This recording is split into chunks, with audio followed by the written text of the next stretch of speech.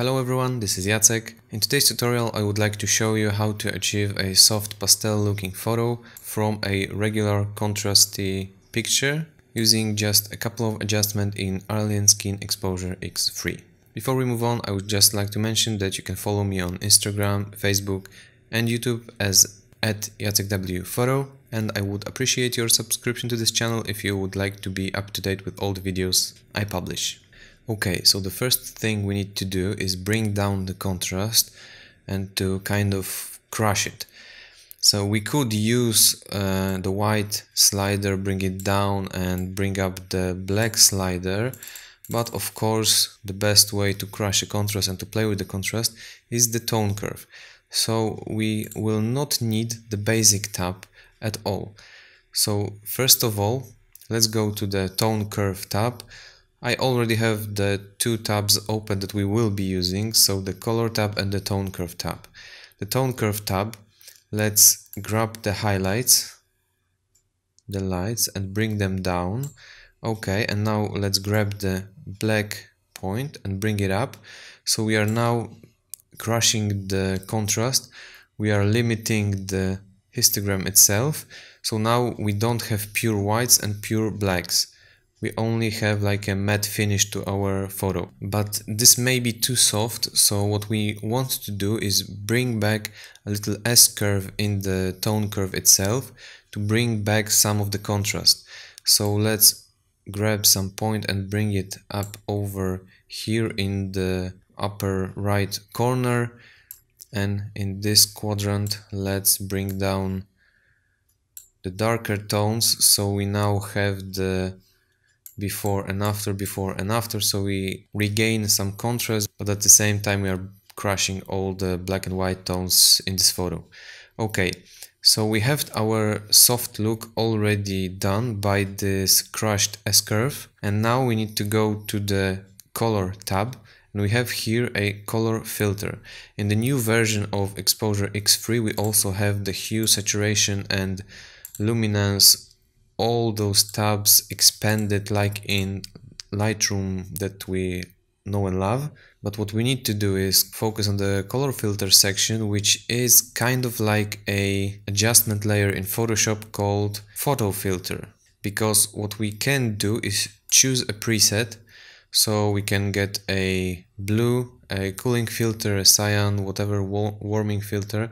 There are perfectly great filters on their own, but what I am going for is kind of a pink magenta feel. So now I can not only control the color itself, but I can click of course the rectangle here and pick a very specific shade and lightness of my color. So I will go for a light desaturated pink like here. I click OK, and now I already have a very nice looking effect. And the same as in the photo filter in Photoshop, we also have the preserve brightness checkbox. In Photoshop I think it's preserve luminosity, and when we uncheck it, it will crush some light tones even more, because it will try to dictate the lightness of this color to the entire picture. But if we preserve the brightness or preserve luminosity, we still have the same amount of luminosity in the lights and the shadows as it was before. So depends on the effect you want, you can simply check it or uncheck it. But we also have the density slider, which is very useful because this is like the opacity if this would be a solid color layer in the color blending mode, let's say. So we can bring it down completely, we can put it to a 100%. It doesn't completely override all the colors, but you can see what it does. It's the color itself is more rich and more dense, hence density. So we can bring it down a little bit even, and we already have our pastel looking soft beautiful picture.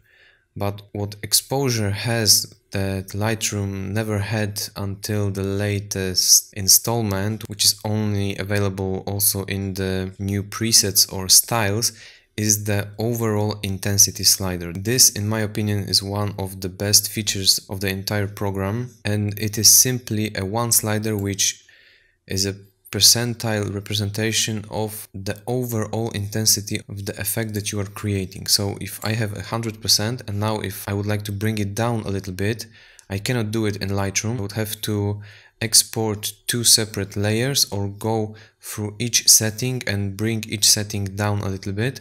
In here we have the overall intensity always available, and I can bring it down to, let's say, 80%, and now we have our before and after, and we are bringing back some of the original photo from underneath all the adjustments. So I really love this function of the exposure software.